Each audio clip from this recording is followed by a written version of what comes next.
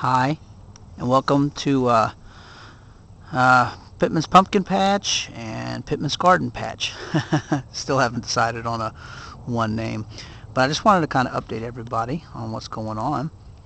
I'm here looking at my strawberry patch that came out. We've been having a lot of rain and cool weather. It's been a very cool spring this year, and so I just wanted to show you things. And look in here, I came out here to do a little work, and lo and behold, see if I can zoom in on it. You see it. I got a strawberries there, and you see all the other green strawberries around it that I haven't ripe, but that red one right there is nearly ripe and ready.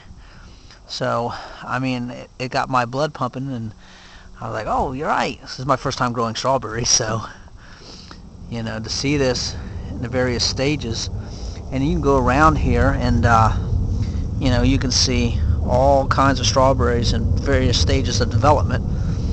You see them all in here. Here's another one right here. And from what I understand, when you get a perfectly shaped strawberry like this one appears to be right here, it looks like one of those Christmas lights, like a C9 or C5 light bulb. But when you get a perfectly shaped one, that means that all the female parts inside that strawberry, inside the flower, got pollinated.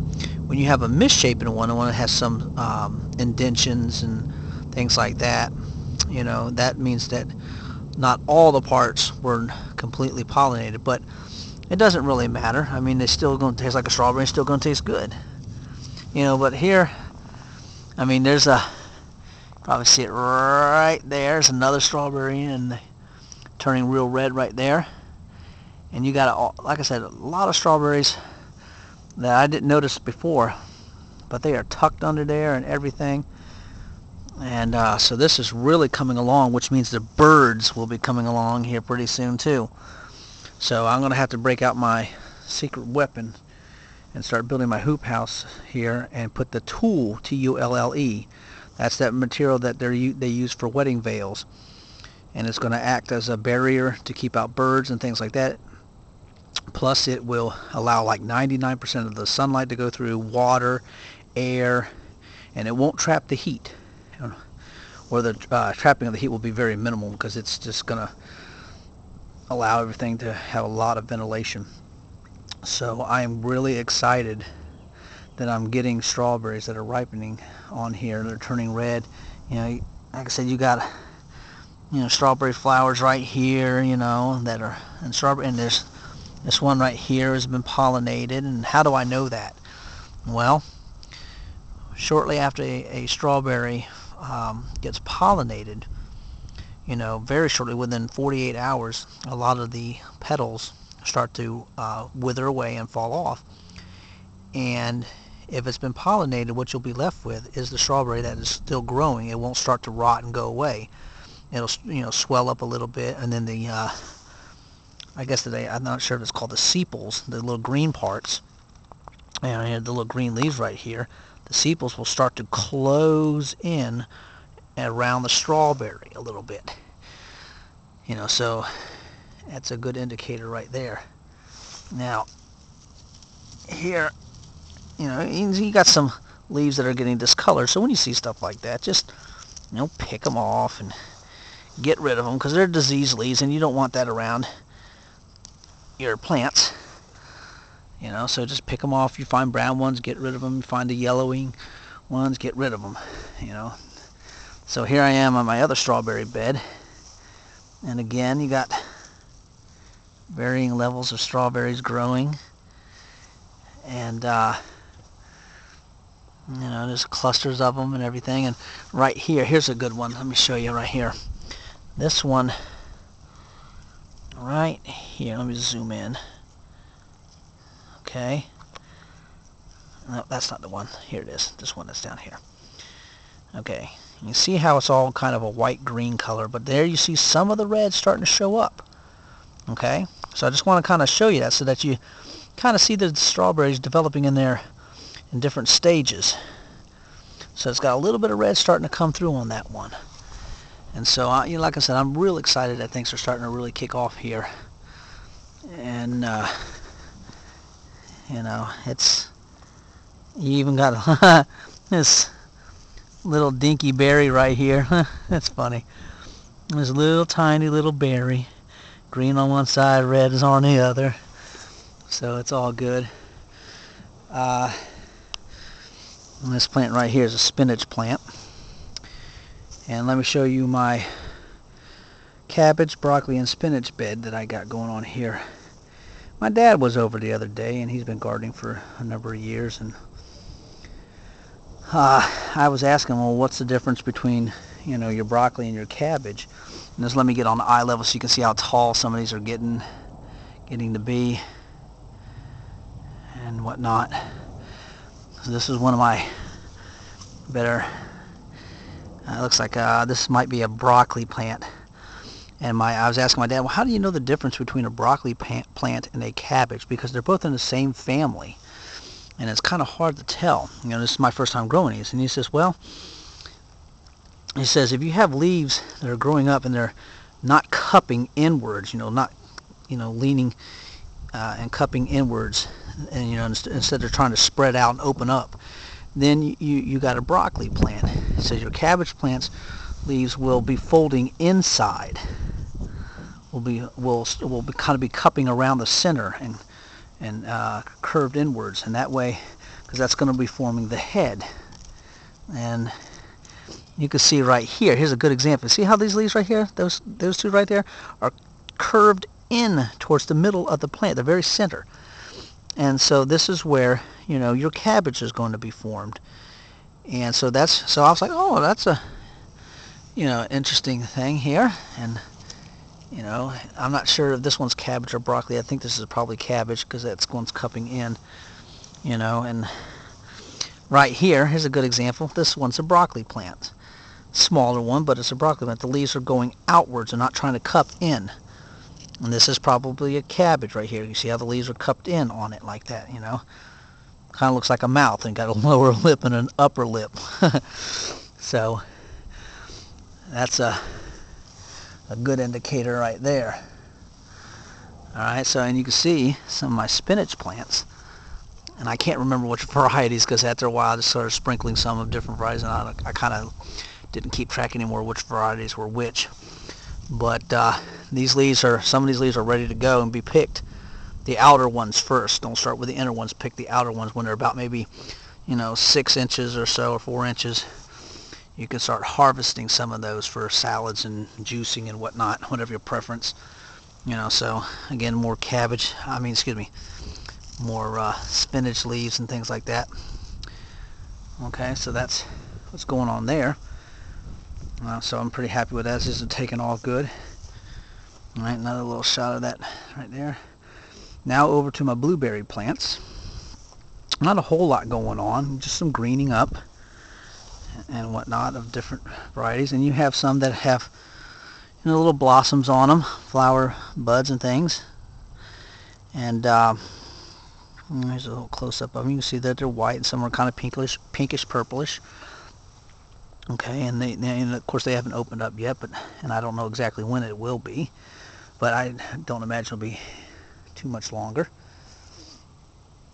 And I have let's see if I can get a little close in here. Right here, this is my dwarf blueberry plant right here. I'm trying to remember the name off the top of my head, but I can't think of. Oh well, I got a name tag here. Let me just see. I think it's Sunshine Blue.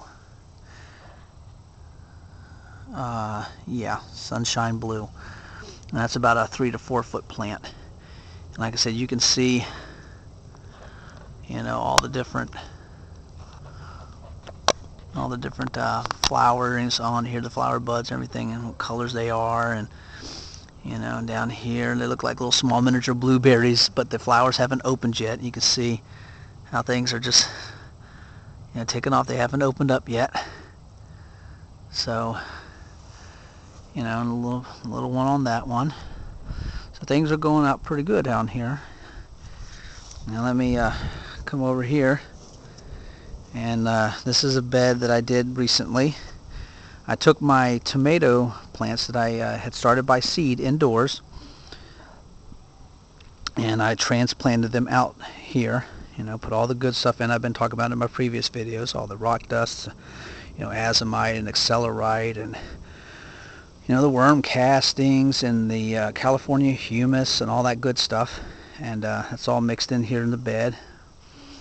And so, you know, I have like, I think I kind of lost track of some of it.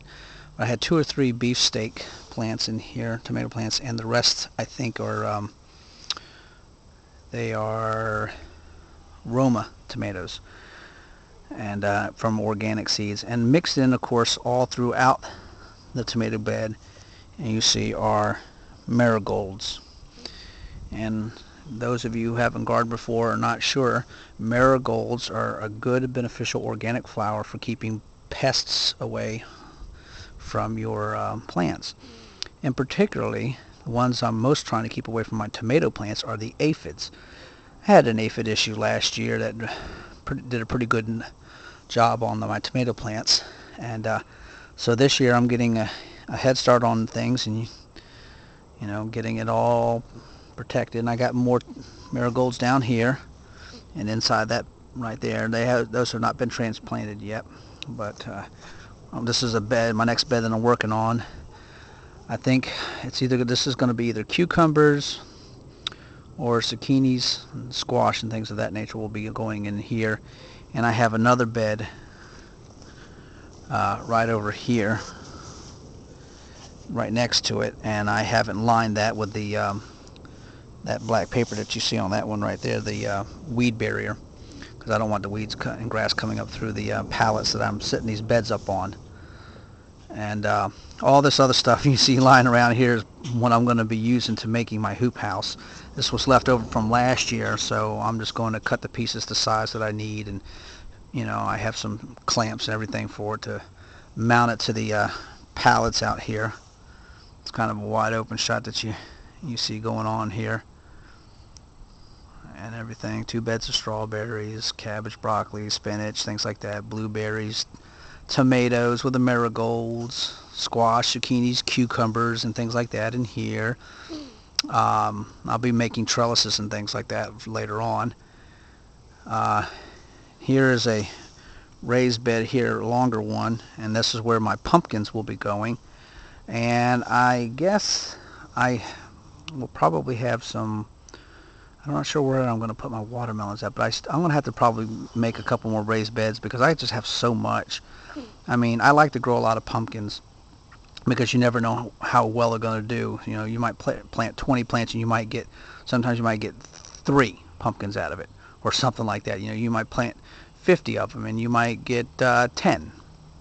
You know, who knows? It just depends on the growing season and various other circumstances. But you know, I'm running out of room, and that's the problem. I just feel like I just got so much more to do. You know, watermelons, like I said, I'm trying to get going inside. You can see right there, that bright light in that window there is the grow light that's up there. And you know, I got nasturtiums going down in there, and tansies that I found online. And that's another plant I'll be talking about in the near future. Very beneficial plant, but do not eat it. And I wouldn't recommend that. It's not a plant for eating. But it's very effective against bugs, especially for bugs that try to get to your cucumbers, squash, zucchinis, and pumpkins, and watermelons, and all that kind of good stuff. So I'll be transplanting those out along with marigolds and nasturtiums a little bit later. So like I said, so here's the bed that I'm going to be working on the next couple weeks, and get my pumpkin seeds and things growing in here. And then I'm going to have to probably make some more beds and whatnot, smaller ones, because I don't really want to take down the trampoline because my kids like it and everything, but I am running out of room. And this big stone wall, this is what the city put up here, because they got a road they've been putting through on the other side of it, so this is their soundproof walls, and they got this temporary black fence out here, and so about another 4 feet or so of backyard that I'm going to get, but who knows when the city's going to get to it. You know how that works. So who knows. But you can see right here, down here in these smart pots that are going around back there, that's the these are my blackberries. And I think that these are going to be coming on, much later. I think the blueberries and strawberries will be first, blueberries second. I think blackberries will be coming in third, as far as when they're going to be ready. But these are greening up pretty nicely. Let's see, I got 1, 2, 3, 4, 5, 6, 7, 8 blackberry plants, 6 blueberry bushes, and you can see how my trellis is doing real well. Holding up good. I sat there and I've wrapped these around the canes. They're called canes, and I have 2-tier trellis system here for them. And you can see some like this that have not quite reached there, and these are the younger plants and everything, but they'll get there. And just to show you, a few more. These canes can get pretty long, and I got a little tie on here, but it's loose enough for the plant to move about. You can see these blackberry leaves here, and it trails all the way back down. So, and what had happened originally, I had my tomato bed right there where you see some of that grass that's yellowed up, but it's starting to green a little bit more. I had my raised bed there, and right up here is a big willow tree. Well, I know a willow tree is a shade tree, but I was thinking, okay, it's not usually that full, and it will allow some of the sunlight to come through, and then once the sun gets past that, it'll be, in good shape. And so I had the tomato plants there. Well, after a couple of days of watching when that bed was in full sun, it wasn't until 1:30 in the afternoon before it was getting any really good sunlight. So I said that's not going to work for tomatoes, or basically any other kind of plants. So I transplanted this tomatoes out of there, and dug up all the soil, moved it over to the other bed, filled it up, put the tomato plants in, and they're getting much more sunlight over there. Like I said, these are my blackberries, and I don't know how well these will do that are over here near the willow tree. Because, like I said, this area gets less sunlight. But like I said, I was running out of room, and I needed a place to put them. So we'll see how they go. I expect that these won't do as well as these plants that I have out here that are further out. I'm sure of it because of the amount of sunlight, but we'll give it a whirl. You only got so much space and so much things to do. So anyhow, somehow it feels like I was forgetting something. I got in those little small reddish orange colored ones right there. I have some marigolds I'm starting from seed. I've tried some outside instead of under the grow light, just to see which grows better. What would be better, has a better success rate of germinating and growing, being outdoors with natural sunlight or being in under the grow light. And so those, most of those are sprouted up pretty good. Now in this tray right here, 18 plants of tansy seeds that I have going in there. I just want to see if I could grow those. And about maybe a month or so ago, I had put these under the grow light in the house and whatnot, and I didn't get any tansy seeds to germinate in about 3 to 4 weeks time. So I reseeded these, and I said, well, let me see if I put them outside and see what happens, see if I can get some germination outside. And lo and behold, when I came out this evening, I did see some little green sprout coming up through about maybe 4 or 5 of the plants of these little trays, little containers. So I don't know if I'm going to be able to find one right now. I'm looking for it. Let's see. It's a little bit, and they're so tiny, it may not even show up here at all on the camera. I had a hard time finding them, but I did see little teeny little green sprouts showing up. So hopefully in a couple more weeks we'll see a little bit more. But I got a bunch of tansy plants inside that I was luckily able to find online, because I had a hard time finding tansy plants flowers that were already grown.